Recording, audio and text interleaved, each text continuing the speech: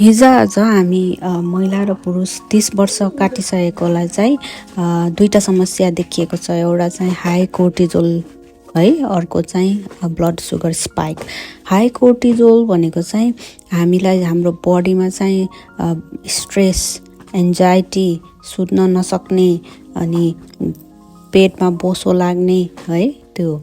अनि blood sugar spike हुनु भनेको चाहिँ हाम्रो कस्तो छ लाइफस्टाइल, हामीले कस्तो खाना खान्छौँ त्यो अनुसारको त्यो खानाले चाहिँ हामीलाई ब्लडमा सुगर स्पाइक गर्ने, क्रेभिङ धेरै हुने, क्र्यासेस हुने भनेको एनर्जी नहुने, अनि वेट गेन हुने है।